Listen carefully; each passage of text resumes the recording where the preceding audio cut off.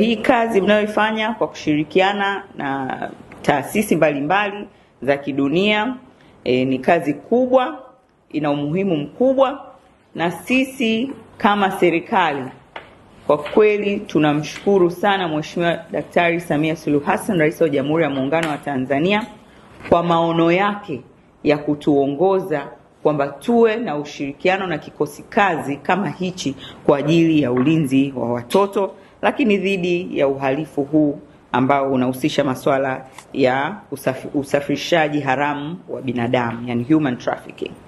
Hii kazi imeonyesha matokeo makubwa kwa mitandao ile iliyokuwepo kukamatwa, lakini kwa kuokoa wale manusura, sababu kupitia human trafficking kunakuwa na wale wahanga, kwamba mhanga amepitia ukatili, sababu watoto wanaposafirishwa, huu usafirishaji haramu wa binadamu, lakini usafirishaji wa hawa watoto ambao wengine wanatumikishwa kingono, wengine wanatumikishwa kingono kupitia mitandao, kwa sababu sio lazima mtoto asafirishwe apelekwe katika nchi nyingine, lakini kupitia kwenye mitandao mtoto anatumika kutengeneza labda video zenye maudhui ya kingono.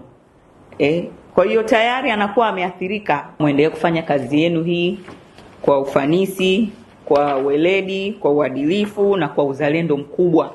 Watoto wa Tanzania wanatutegemea, Watanzania na jamii inatutegemea, taifa letu linatutegemea. Tufanye kazi kwa kujitoa.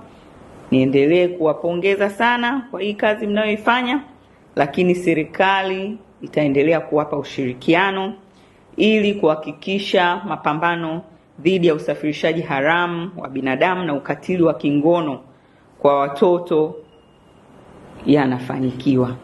Tunataka mapambano haya yafanikiwe.